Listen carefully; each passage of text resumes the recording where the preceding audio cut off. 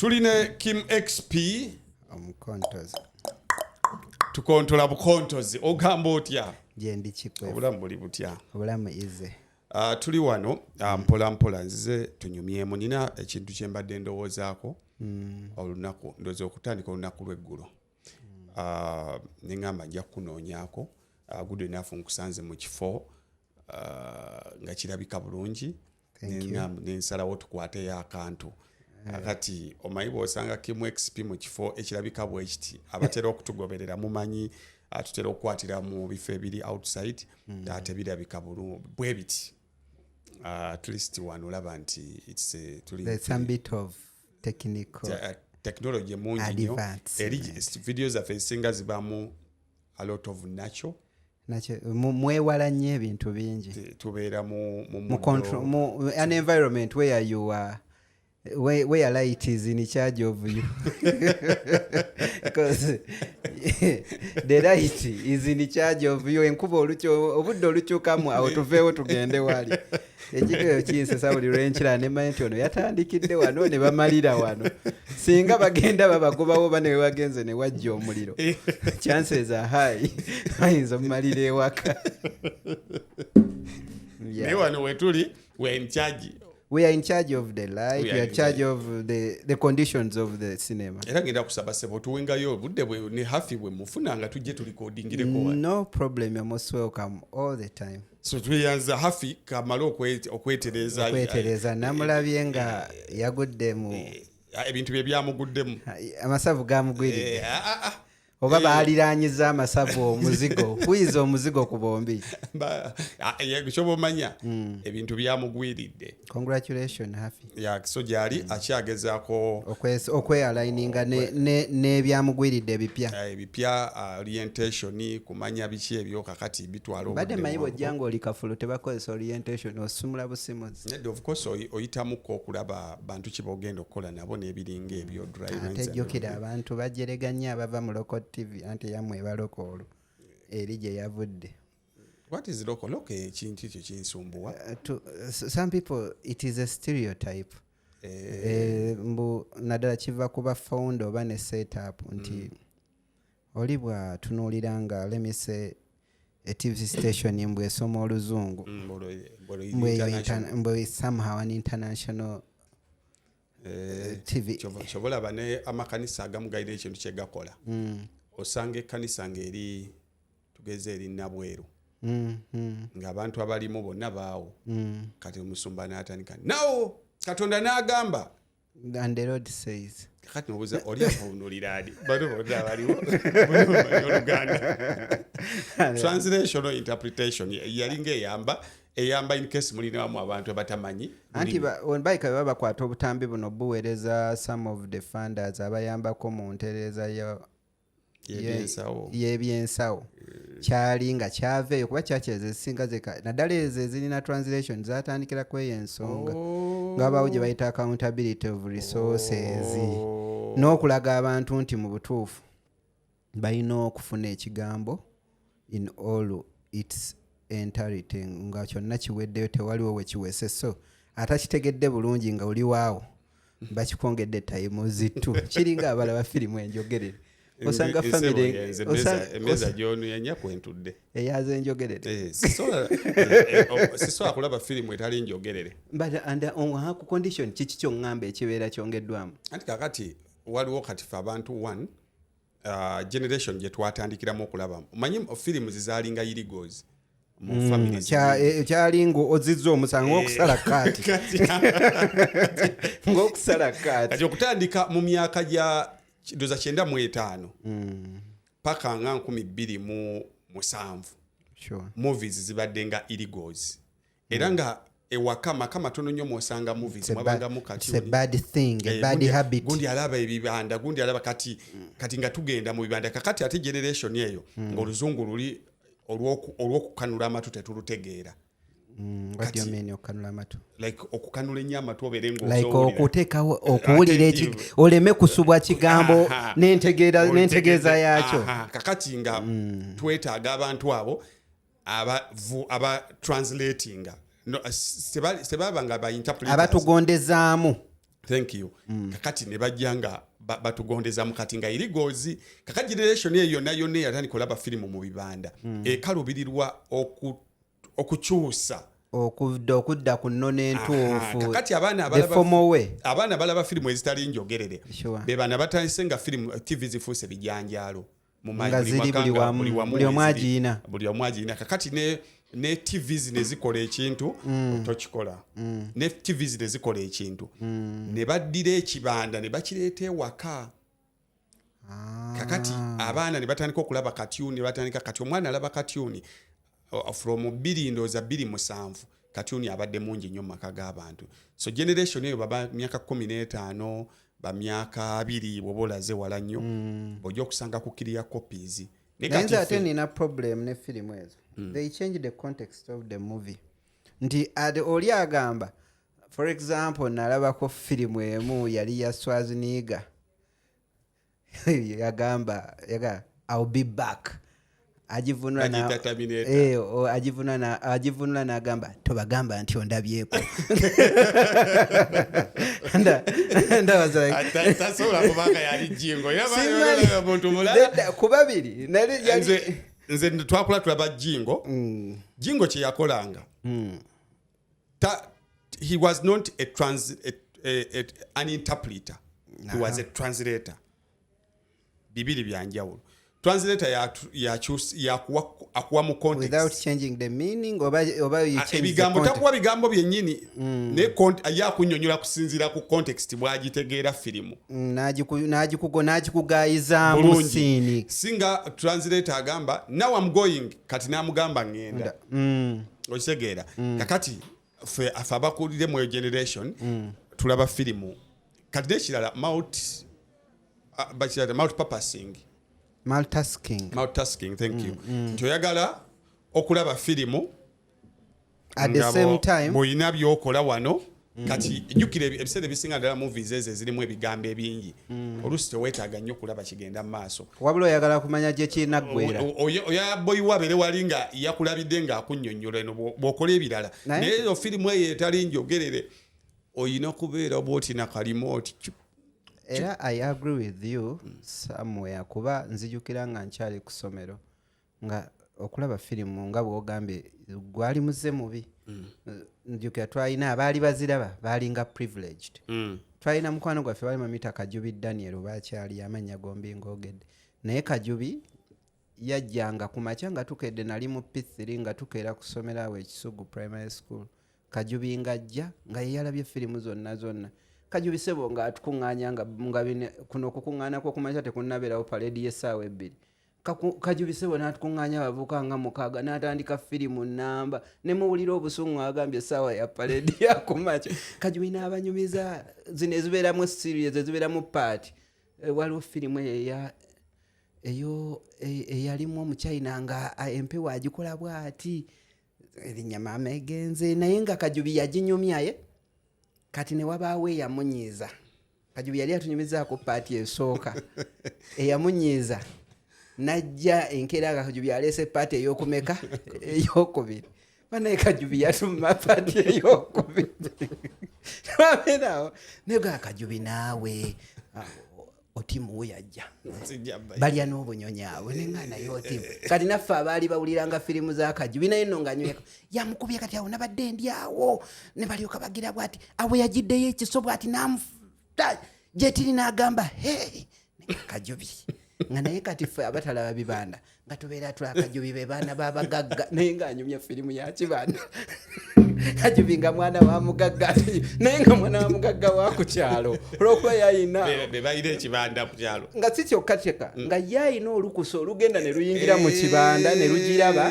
ne lugiviira kati ffe nga abayiga empisa tokkirizibwa alaba firimu kati Kajubi yatulumya ne firimu ya Jetiri eyo Jetiri alina firimu ze yazannya eza paati nga n'owulira ennaku n'onagamba gye Kajubi gwe newondo okola otya Jetiri paati ey'okusatu toginyumiza twagenda wennebba nengenda nenningiza firimu nagiringiza nga bagiwandiisa awo ekibuli ewa DJ Boni Masters Video Library nga waliwo omusajja bamuyita Landy the Snake. Landy the Snake nga yawandika ku blackboard ati nga wandikako firimu nganya naye nga aziwandikako n'ekitiibwa nga John handwriting nagamba Rainbow Part 1 nawandika J3 something yolinga taichi waliwo firimu eyo Once Upon a Time in China zaali firimu kati eyokusatu nenjiraba nga Rainbow lwawedde eya J3 eyo ng'eri wakati neŋŋandi nogiringiza bannayirandi yalina omukono bw'ati kati nga firimu kye bakola omala olaba Rainbow nga taichi yeddaka bw'oyingira mu ffe tuyingira zino ziwedde kati kyokola firimu ogirabako akatundu akasooka nga bali bafulumya abalabye esooka n'oyingira kati ono wajja okuyisa laawundi ey'abafuluma abatadde sasula gw'ovaayo ng'olabyeko ka first quarter kati nga firimu tusooka n'ogirabako akatundu Landi najja bw'ati ng'akola ati n'ateekawo ogubatu nga ndowooza twali bato ng'ogubatu gwendaba kunene yalina ogubatu we nalyoka ng'olaga ateekamu ebibiri n'ateekamu ebibiri wati abateekamu gwe n'ogira oti naye muno mugaa Landi nayeza ekibanda naga musajja tukumanye fuluma bwe yafuluma yansanga nengiza taichi andi enti nalingiza firimu Landi yajja ayina omukono guti guliko bode ng'ate ffe twalaba yakuba Rainbow ku kibanda tulowooza kiri kibode kya Rainbow Landi yaki so boyogera ku movies I can really reconcile myself with that life nemanya nti mu butuufu era zaalinga habits nfu era bazadde nga okulya ndi omwana we yabeera mu bibanda jjukira mu bibanda wabangayo banywi banjaga ddala empitebeze mabega abali akakoola era ng'ekibanda kirina empunya gye kiwunyamu yakyo kyayinanga ne senti nga bwolaba emmotoka empya bwebeera ne senti yayo Benz yanjawulo ku Toyota kati n'ekibanda nga kiba n'empunya yakyo nga nali manyi ye custom simero yayo twalina kabaata nga enanyini kibanda kiri awo wakaliga weekiri kabaata ekibanda kye weekiri akyakirina then twalabiranga natete mu kigagga manyiyo tekiri kigagga kiri kigagga ze nali manyi kitegeeza kigagga the rich kiriva kigagga kati bo bakigiraawo nanti awo wali Makayi kati Makayi ali ku lusozi kati bwokkirira eyo wansi awo mu kigagga awo wabiranga ebibanda then nogende ku enatete emabega wa Bristol walingayo Yanga Boys awe nasooka okulabira club Bristol nze nga simanyi nti abantu bagenda mu ndongo kati ffe mabega yitwalabiranga firimu oli yaŋŋamba mperekerako Bristol nantwala awo nanyimiriza ebweru ne bakuba endongo neggwako naga owedde okyaliwo so wedda manyi okomawo naye awedda ndi mukuzina yambezaawo ku masaa 2 nga bakuba emisana paka emu naye oli musiru naye ndabika nali so stupid ndowooza nze ngenza otegeeranga ensi eyozeddwako no yaŋŋamba mperekerako ku Bristol nanga tugende kati nga tutambula ne tutuuka we twatuuka we natete nanyimirizaawo ng'oluvaawo amuva kibuli nganva nga mbeera waggulu awo ku Makayi ne muwerekera nantuusa ate ekiwuli nabeerayo mu other times naye kati eyo nga ndi mu secondary wentuukayo bwe nti nembeerawo nze nga simanyi nti kiraabu nayingira omukulu nakube kati ng'endongo ndowoozo giyingira bakuba kisitampu tebakola kyabanga kisitampu bwe yayingira nze nawe bateekawo omukono nembeerayo kati nze nali ngagamba oyo tayingira ye bwe yayingira nabeeraawo nanga oba ki nanga tovaawo ye bwe yanga tovaawo kanzije bwe yamanaga ng'amazeyo hours ezo nanga obwedde okyaliwo nanti waŋŋambye siva wala kyaliyo naye ani gundi Abidi muwanvu yali asamba omupiira bana Abidi yali musi ngaze oba baye katale kanyo so that is it the film choba tuzijje wala kati neno mbukulu kati fe twalemala firimu osigala olina okulinda ne bwogifuna mu kiriya copy era owuliranga Junior ayina ogikola VJ Mark ayina ogikola Jinga ayina ogikola ennaku zino tuyinawo abaana bapya abazonde but I think they have made a contribution also those people aba VJs nti otunuya firimu engeri gyezivudde mu level y'okuzitegeera obutegeezi nawa bazitugondezaamu nti ne context gye bazituweererezaamu ye etuyamba okubeera nga tuziswallowinga with ease kuba the language ne the culture ziba mu movie ezo sometimes bana ba VJs batuyambako zirelating with our own culture we're using names oli nakwata nolaba edi mutwe bile blanks yaine linyo bile blanks senabulya bile blanks senabulya naga tongo po namuwe linya nolaba ati kati kabaya huyo kati ngo olaba film oyinenge jo relating with your kind of names and awenalabira anti they are not just VJs they are people who are trying to try to connect the movie industry with our culture but trying to tailor it to our own culture. Nti tusigala tulaba films ezimu ziva France, ziva Germany, ziva Hollywood, ziva Bollywood nate zisigala ziresonatinga ne society yaffe ne stories okuziraba nti etandikanga engeri gyayogerera mu firimu y'omukwano girabira ddala nga ye yannakyanzi owo mukabira oba mu kitundu gy'osula n'engeri y'ebitundu gyabigattamu naye ate nga tekyuse bazannyi ng'esigadde mu bannannyini baayo. Challenge bayina one is essaawa zino omuntu alaba firimu etali enjogerere tagiraba lwakuba tategeera luzungu. Luli edda twazirabanga kuba twayinga oluzungu tetulukola ki tetulumanyi naye olwaliro omuntu talaba firimu lwakuba tamanyi luzungu, alaba firimu as a form of entertainment. Good. Kati akukwata ensobi kyovula abantu abamu basigalira ndoza abantu abamu ndoza nga junior wenyiza okumuwera credit that is ya evolving n'abalabi n'enkola ya film n'amanya nti bwe mba fukola firimu nga y'amateeka nina okusooka okufuna ku butabo bw'amateeka nembeera nga information gwempa ali mu line ne firimu gwenda bwe mba nkola science fiction bwe mba nkola chemistry nsobola okusooka ne kubira kuba era ogenda omulya nga information gyataddemu ye VJ marker. But are there different VJs nga bayina engeri gye ba contributing ku information abeera mu movie in terms of education? Yep, mwebali. Because waliwo abamu ng'owulira I can't tell naye simanyi oba kiina kye kikyusa ku bantu either mu nsoma oba mu attaining information in some ways. Kiina kye kikyusaako mu nsoma. One kati waliwo movie bagiyita The Three Kingdom ya VJ Marker yagikola. Bw'ogiwulira engeri gye yagikolamu teyagikola for entertainment purposes yagikola for education purposes kwa bali bazanya ku bwakabaka bwa China waliwe bwatuka ne China yatuka ne yekutulamu ngeinwa kingdoms zisatu mwemu kati bwolabe engeri era kyobula aba Mark oyo ankola bubi okuba nti oba yawumula but what would have led to that? Because nacho kiri awo okubooko wa noberanga then was a sikowa it is how the system maybe the government or the bodies that govern people and their talents look at how other talents come in. Talents sobola okujja ekitone omuntu azaalibwa nakyo naye management y'ekitone eva ku system ebeera mu society. If a system is poorly managing a certain talent that talent takes a different route. Yes, nti abantu batondebwa n'ebitone kyovulaba ow'ekitone tamanagingika naye system managing ekitone ye managing ab'ebitone. Lisoko demo statement kuba ekintu ekyo ojo kinsumbua demo statement gyokoze ow'ekitone tamanagingika naye system managing ab'ebitone ye managing ow'ekitone. Kubanga bulijjo neebuuza lwaki abantu batawaana nnyo nti oli abayimbi bazibu bakumanaginga abazanyi ba firimu bazibu nti omuntu yenna alina talent kyokka ate mawanga amalala talent zezimu ze tulina wano ezivaako nezonooneka nezitakinga different routes.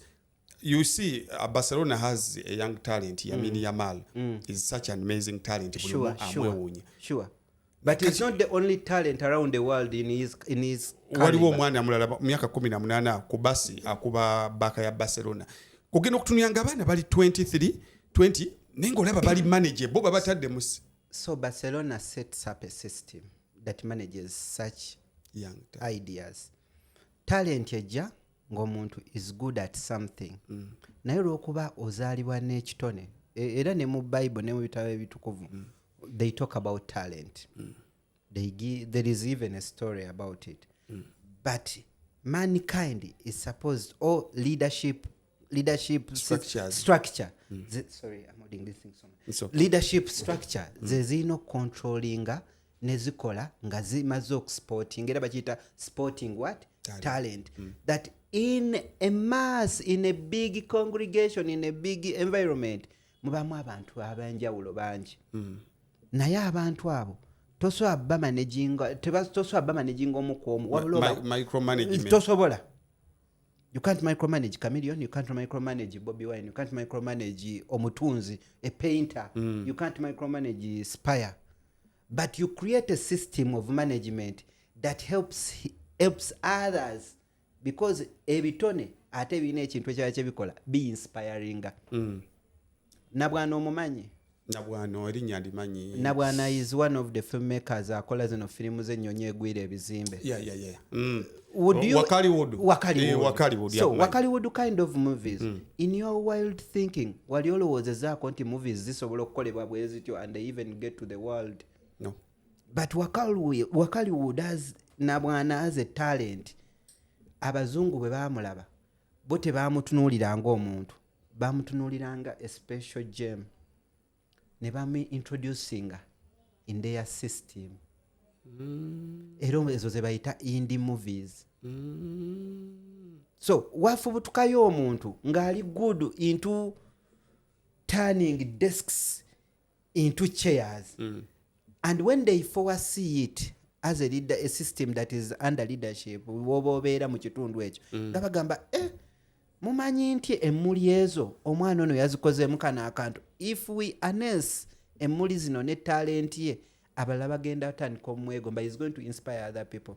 So what happens? They create a system of how to do this into this. Nekimaliriza nga nkola mwemuva departments. Nti waggulu tulinayo FIFA, tulina UEFA, tulina paka wetukirira tebasamba mupiira. Yeah. They don't play football.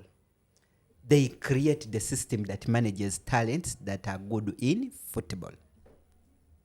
So ekitusumbwa mu talent zaffe wano okuba nti abantu batekinga other routes eziri parallel to their talents. Yes. There is no system. There is no system. As long as there is a stipulated designed system for every talent that is forward seen, a country can be special. A country, Uganda, can have people who are good in comedy all over the world, according to people who sit there and realize the kind of behaviors of Ugandans. Because I agree. Nebatandika okugamba kati manyi tukola tugenda kola department tutandika okola, let me say, zino zi campaign ezinoonya ba comedian, ogenda okwekanga bana Uganda boda ba comedian, ogenda okwekanga nga Uganda yesinga fulumya comedy movies mu nsi yonna. That is now a system that will manage that. Omanyi nti abantu abasinga mu Bugamba Bungereza alowooza Bungereza basamba mupiira kyokka.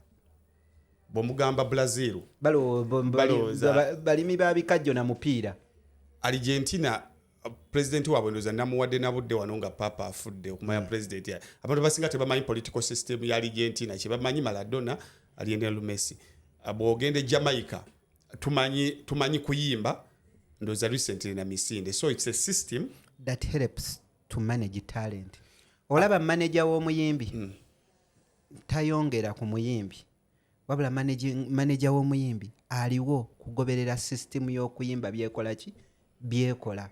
Kuba bwebigobererwa kiba kitegeeza omuyimbi oyo ajja kwanguyirwa nnyo tapping into the levels of the music industry. Nti waliwo nti omwana bw'omusportinga ng'asamba kapiira ewakaliga kasaawe kakataka oba wonna gy'oba omulabye system etambula bweti n'omujja wano n'omuzza wano n'omuzza wano nga waliwo parameters mwe mutambulira. Era naawe bw'ozitandika ozigobera ogenda okwekanga omwana oyo nga teyalina w'amaanyi nnyo naye olw'okuba a person like Ronaldo is a talent.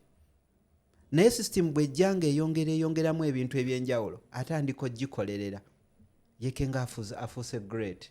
Mu system mwe muva ba Michael Jackson. Whatever you are seeing in the world about talent has a system that governs it. And those special talents that have not happened, the moment they will come, for those people who have organized societies, they create talents. Look at fashion.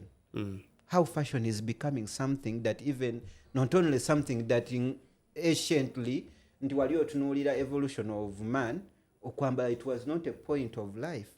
But people who started the first dress, the first shoe, turned it into an industry, and later people were spotted to be good at sewing, good at creating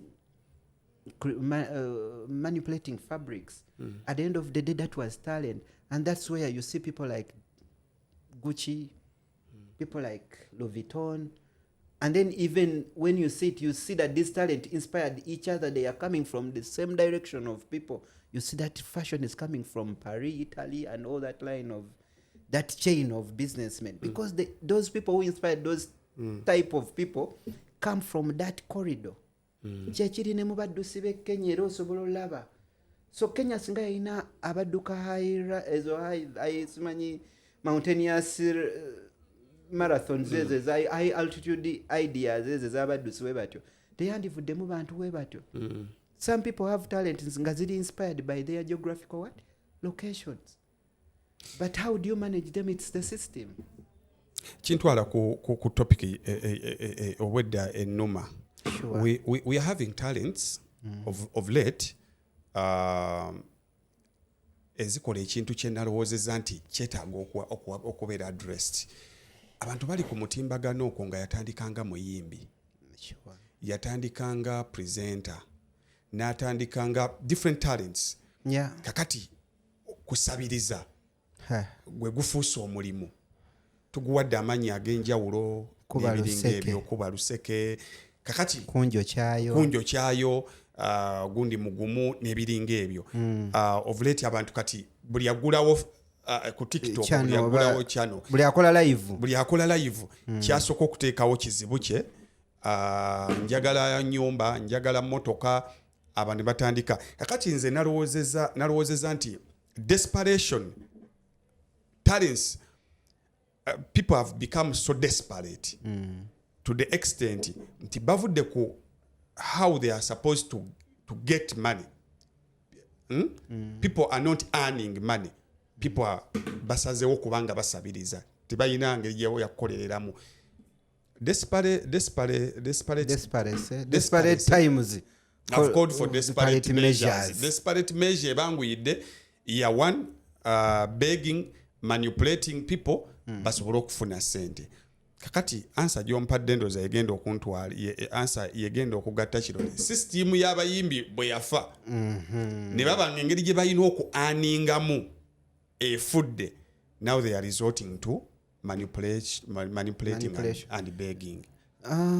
Olava, I have worked in the music industry for the last, I'm now going into the last 15 years.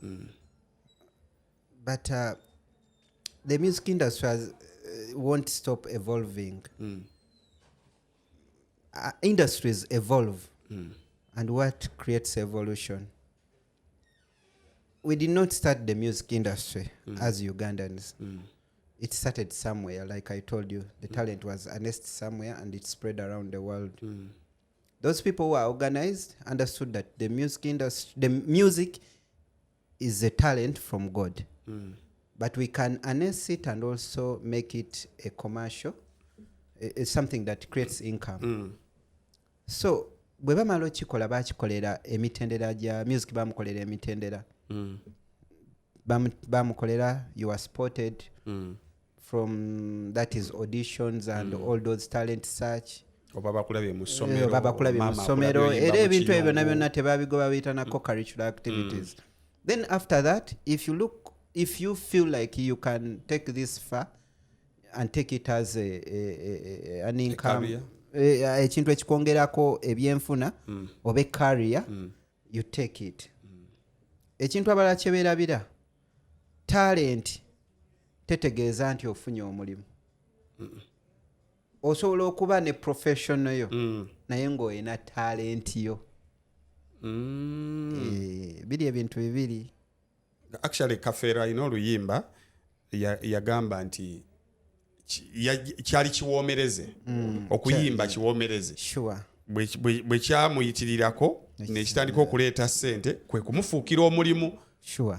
So tekyasooka kufuuka mulimu. Talent tesooka na talent ejja kitone Katonda yakikuwa.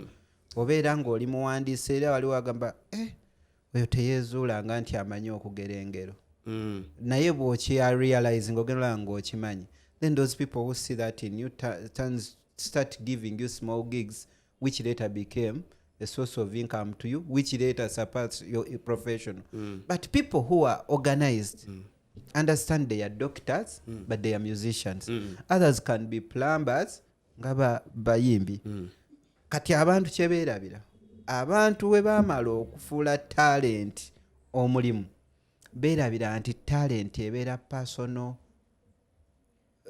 personal energy. Omuntu wateera nti akeera ku makyanga leero tayagala kukola ki kuyimba era kye bagamba siri mu vibe nagena oli nagamba oluyimba nalukolera eddakiika egi because you are talented n'omwoyo yakuliko neki wojjukira womala okufuula talent omulimu omwoyo alina okubeerako olubeerera kuba we wali ebyenfuna kati mwoyo bwakuvaako nga tokyalina hit song otandika okuwulira jjukira bijja n'ebintu fame comes with talent, comes with pride, and also if you are talking about pride kitegeeza otambulira mu kitiibwa you are inspiring other people kiba kitegeeza ki byonna byokola baga mu muyimbi waffe twamulabya aliira kasooli ku kkubo kati if one time okeera ku makyanga tokyajjukira nti gwe watekinga talent nga career n'otakkiriza system egimanaging n'oteetegekera nga jjukira okolerera mu vibrations okolerera mu ndi mu vibe talent ejja ate ye eyina ekirala eyine oba naye eyina limits of using it nti oyinza okuba nga oli muyimbi naye ng'otandise okufuna amasavu muno tosobola kutandika nga we wali mu tiini ng'oli Ronaldinho naye nga omanyi naye omubiri ne gutuuka injali ne zijja gwe byonna nebijja kuba wagufuula kalya kati bwefuuka kalya kiba kitegeeza yo ofuna kiralu naye era olina okutereka kiralu okutereka in terms of planning for your future because you will have a limitations most especially in terms of time and age kati what happens waliwo abagitandika amangu n'agisuulirawo kuba olina ogimanaging olina ogikkiriza ebere manage olina okutulira byowa talent gyopassinga out eyina impact ku society okubeerawo ebbanga ddene eneekuliisa kati bw'otuuka ekyo ng'olaba ate jjukira biri ebyakugira nga femu tebikuvaako femu tekyakuvaako bakuyita kim pride tekyakuvaako waliwo bayisangako eggali n'obakuba amazzi ate otyo balaga nti kiriya kati n'okozesa kye bayita obufere you are desperate to keep the fame to keep the pride naye kati wano financial muscle erina okuwanirira bino yakendeera kuba gwe tewategekera talent wagaana okubeera ne profession endala ate wasalawo talent yefuuke career ate noga career nga tewali system egimanaging what happens this is what happens later you start being manipulative using your fame using your name for example I will say nze Pancho D ngenda kujja ku bbaala yammwe bagambe bampe bakole a table you know those things that come with being an artist bagambe table yange bategese table nga tebataddeeko amalula yes babikolera ngo ina hit song newe batokyagina waliwo abayina they won't give you the same treat as they gave you kati mu bufunze waliwo abatannakufuna abakuyinamu amaalo abaali ekabula soke babaga nange Pancho D ne musemberera kati bagenda okujanga Pancho D ali mu dikiraini kikyakola akozesa kyayinawo okumanipulatinga abatannategeera nti yagwa oba abatannategeera nti takyali ku rise mu biseera biri akozesa obudde bwe okulowoozesa abantu nti ayina opinion you don't have opinion all the time because you are famous no you don't have the audacity to have the chance to speak all the time because in the beginning you were not an opinion giver you were a singer. Now you are using so many tools using your fame because people know you because there is nze gundi bamanyi naye kati wano wenze Pancho D ni eruka yabamanyi ndoza gundi teyandisimyawo toyi pancho ndi wali muyimbi oli mukwogera mu kusima toyi. So what happens? Because you now use the chances of free speech. Free speech is social media. No one tells you when to open and to log out. You have freedom to even leave data on and to stay live. You can even switch on your live camera, stream yourself, and look at the people as they multiply into hey, 1OK, share the video. Nga golia paka wawulira nga waweza 3 kilo ga kati. Omukazi anjoze njagala taxi. Kati abakyakulinamu amaalo nga bawaayo. Music wo gyatatuuka abaakuwulirako obuwulizi nga bawaayo. Naye ekibuuzo kiri nti ye gw'oyo gwe wali oyagala obeere. Nti wali otandika yo career. Wali wabalako ku kyokusabiza kubajjukira wasasuza nako. Omuntu eyali asasuzaako ate asabiriza atya. Kiba kitegeeza you a poor manager of your career. Kiba kitegeeza you are using your fame given to you by God. Omanyi ali famous. Fame ye ekitiibwa kye ekigwa naye erinnya terivaawo libeera wali nga either lyaswala oba likyali lya bbeeyi. Kyova bagamba nti naye omusajja oyo bannaayi akuba abantu naye music waatunyumira talivaawo wamuyimba yali mulungi. Naye gwe ebikolwa byo gwamanyi era basobola okukukyawa n'olowooza oli wagundi nga neweotekayo posti ofuna comments 3 naye nga mutuufu ozifuna because you were once someone they are beloved. But right now there are other new talents. The talents meruka. Every generation has a bucket of talents. So kiba kitegeeza ki desperation eyo eva kukubeera ng'omuntu alowooza akyasobola okukozesa kyayinawo mu kiseera kino okukuba oluseke olw'okuba alowooza abo baali banjagala nnyo nti nagenda ngemu eyo kampani nga mbayimbira so we Mugagga John soko nga sinayogera naye soko mpeyo Mugagga John yayinza okuba akyayagala okufuna ekifaananyi ku ggwe era n'akwokyayo ebiri oluusi akwatibwa n'ensonyi agamba musajja waffe muyimbi waffe.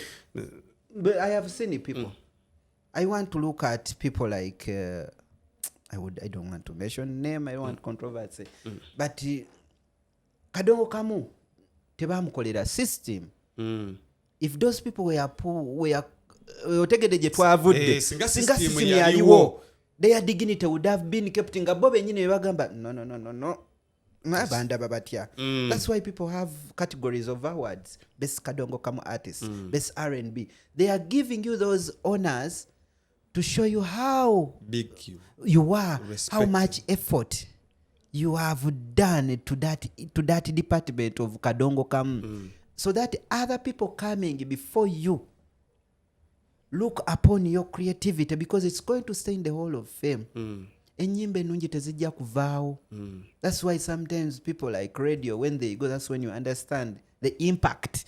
Despite his character, despite ebyagenda obubi, his music was.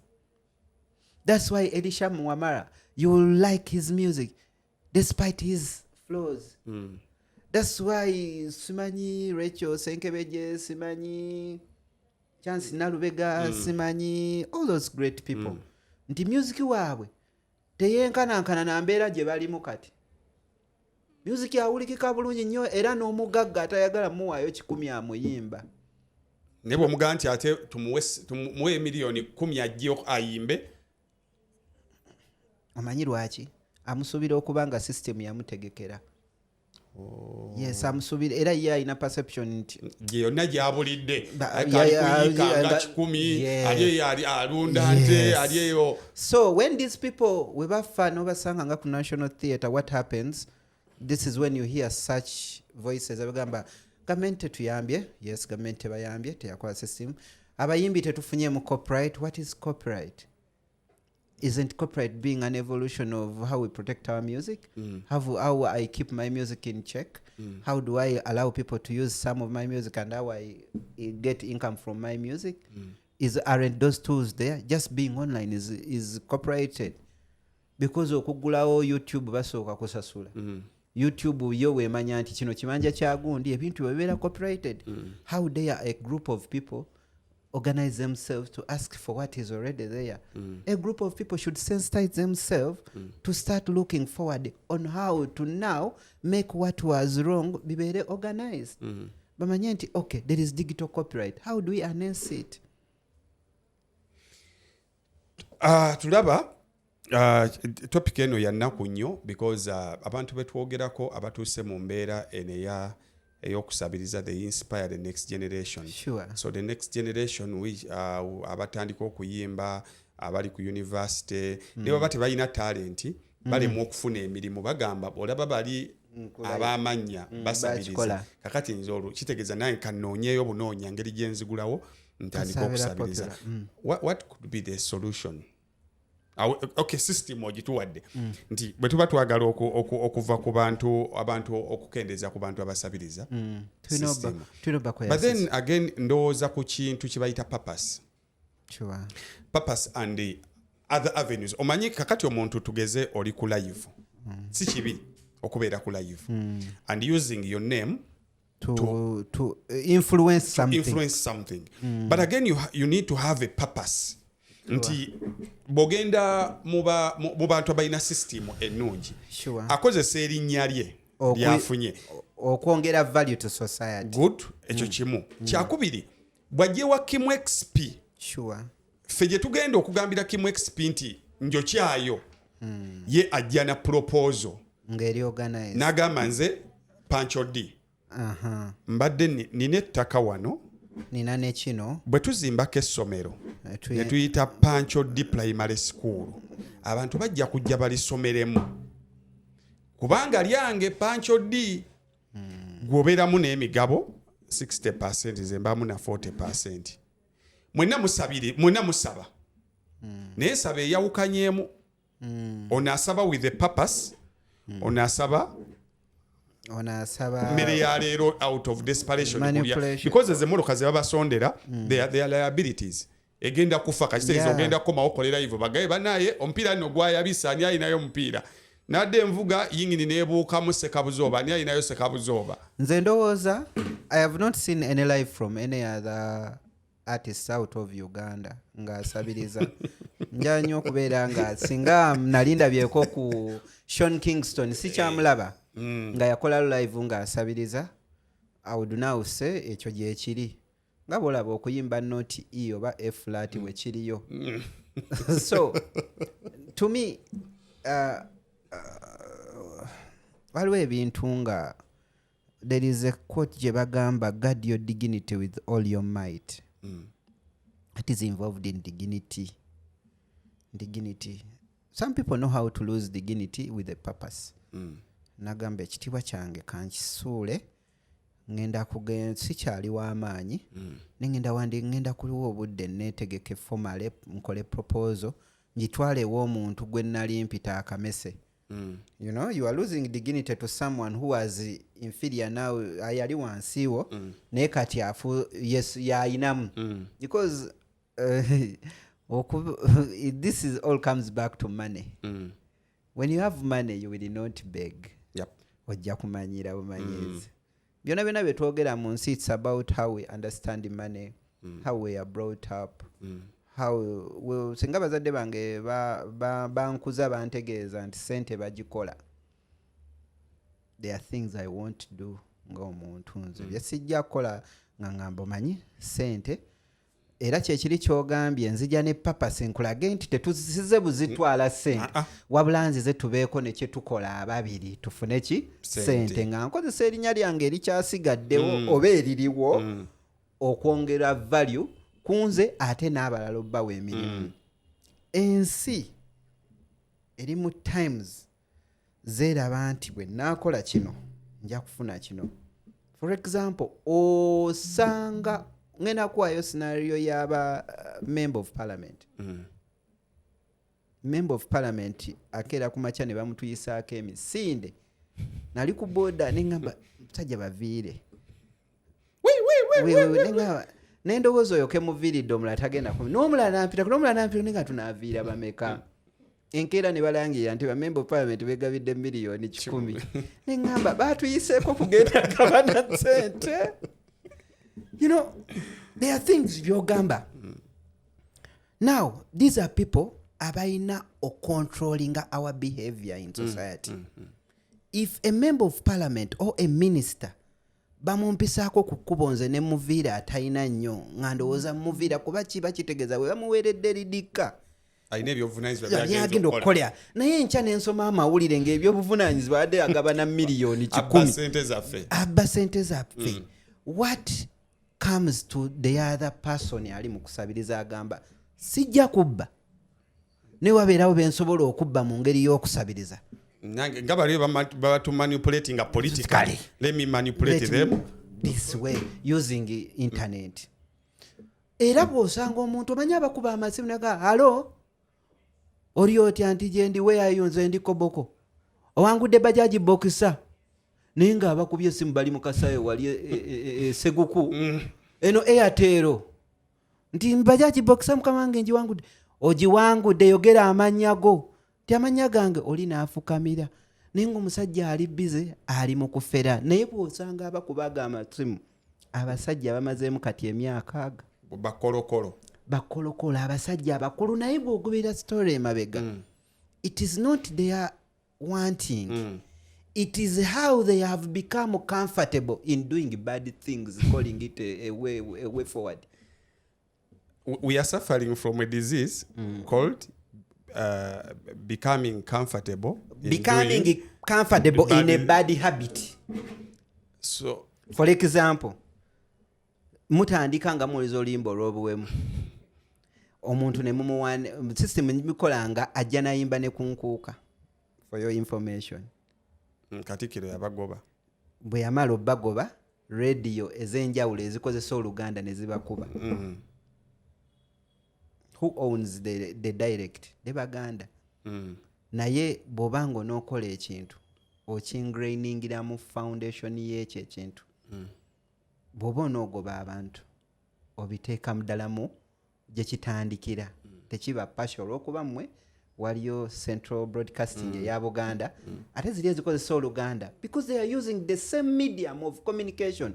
What they are doing using the other because it is close to the eri mu lubiri lwennyini tekitegeeza nti abagikozesa for example another radio station ekozesa Oluganda tekijja tuuka. Are you going to gongo bagamba we muwulira we boogera Oluganda mu galamatu kasaffe eno twabagoba? No, have something ekyaffectinga direct eyo nga kigitereeza kuba ffenna tulina culture mu tambula byayo byengezaako okulaga. Kati abantu batuuka ekiseera bro nga bali comfortable n'empisa embi nga bazifudde enkola owa waggulu bwabba naddako kati parliament yafuuka comfortable. Okusabiriza ku internet kigenda fuuka comfortable. N'okugaba ssente leeta ne bakkubira ne bazinona nakyo kigenda fuuka comfortable. Buganda ngenda beera okwo nkuweeyo miliyoni 2 naye nja kukubira enkya nga tuvuddeko nze nabadde empisaamu buyisa twaleko 2 mba nkoze bubi tewali kibi ate nze era enkyanja kujja nkole bwentyo ng'abantu bwe bafuuka comfortable ng'abasawo Abaganda bakuba ne balimba nkuma radio ng'abantu bwe bafuuka comfortable nga basoma ebbaluwa ne ziggwayo ez'ebizibu ne bateekawo endala. Bulijjo okoma okubeera comfortable mu mpisa embi n'ogifuula way forward toli mu kusanyuka busanyusi mu kiseera ekyo wabula oyina b'olowoozesa nti eyo y'enkola. Kati enkola oli akeera ku makya nga bye n'akifuula enkola.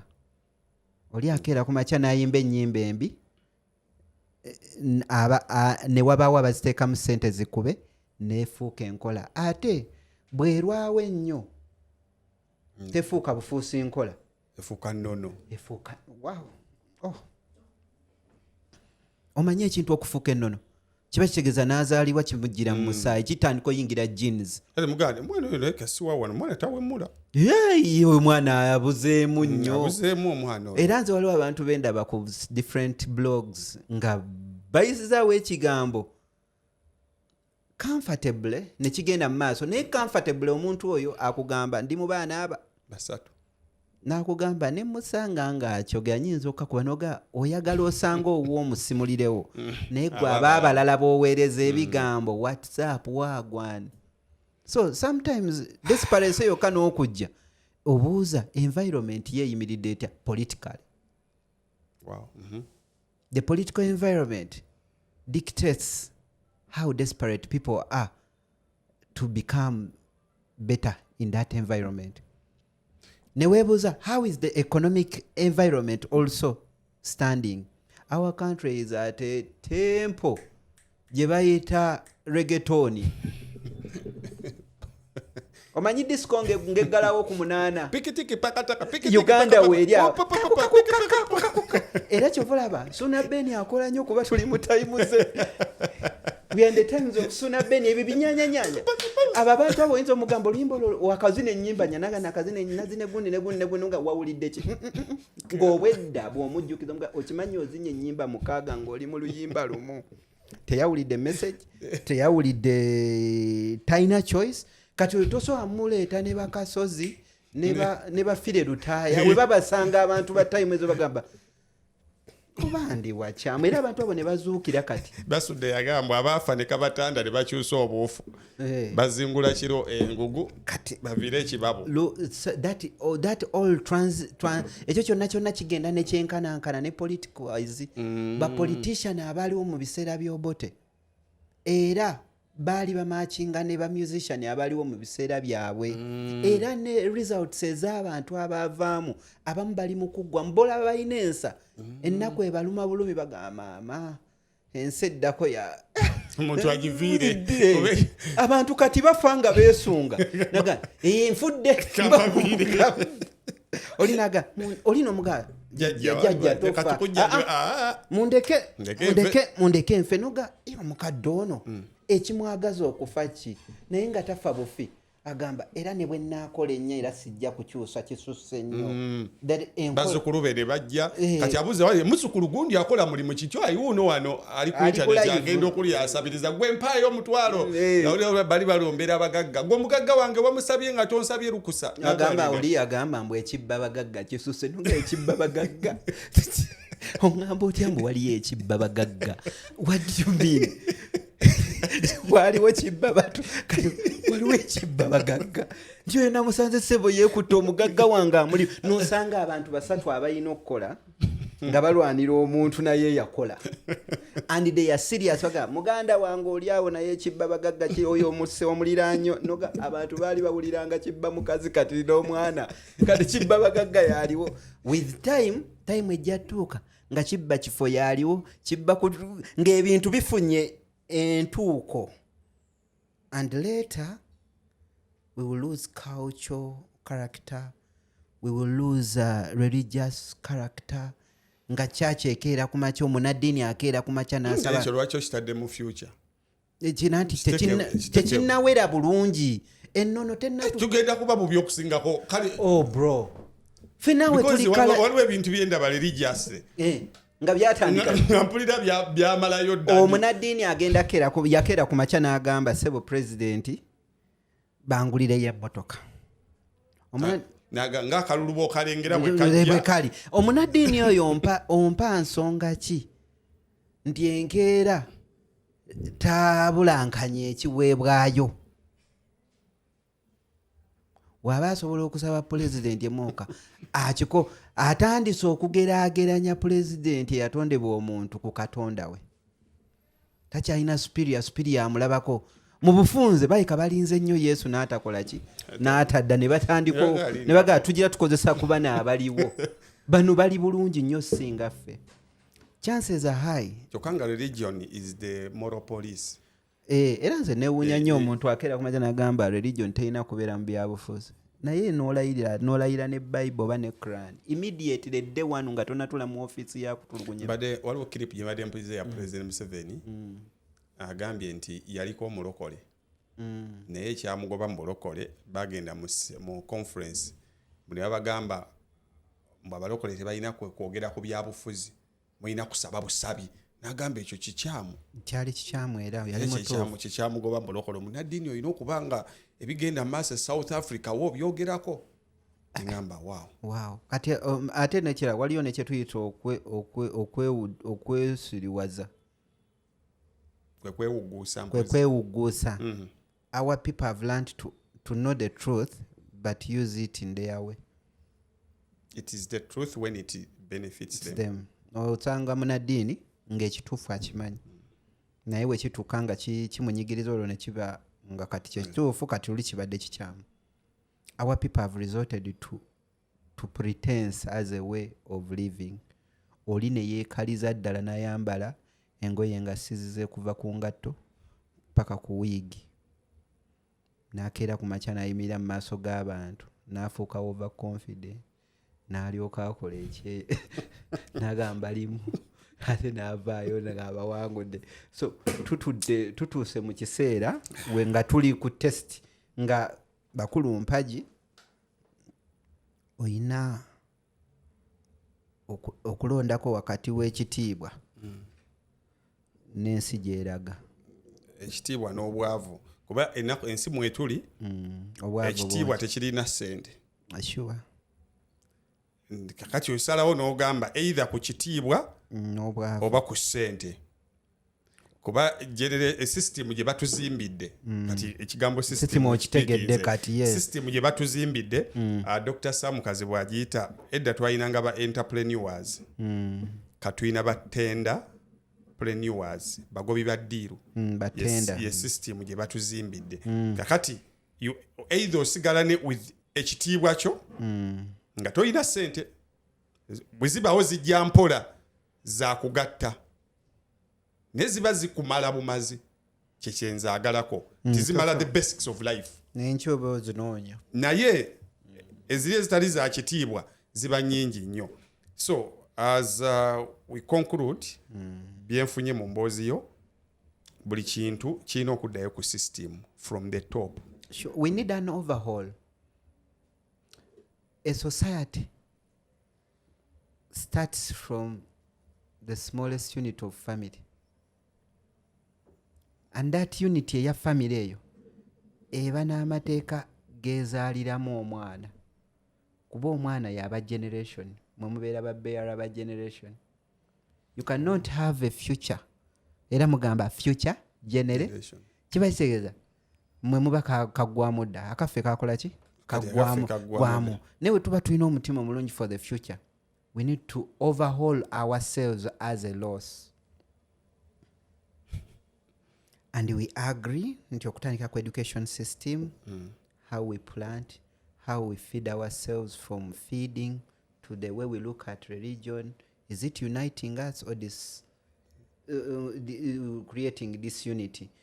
How we look at language, what would be a medium of language that we keep? The Chinese did that and it worked.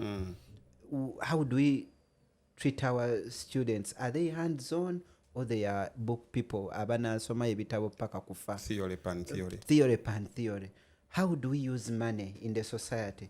Do we look at money as a medium of solving issues, or do we look at brotherhood as a medium of shoina chenina nenchikuwa nange nenfuna kino? How do we look at partnerships? And how do we look at death at the end of the day? Is death a mysterious thing or it's a fact of life?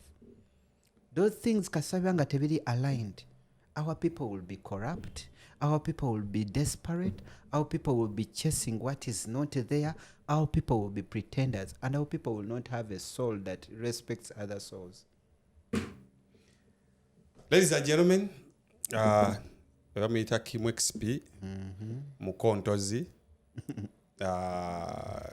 atuwaddewo wano tujja kujja funa hafi one of these days ng'amaze okutereera in line with her new job. Tujja kuyitangawo wano mutulabeko mu environment enyirira bweti sebisigadde n'ebinaddirira tulabagane mu episode neddako. Nice having you. Nice having you, Dr. Kwefu Lokota. Naye oli Dr. Wachi. Awangale Ssaabasajja Kabaka. Amina.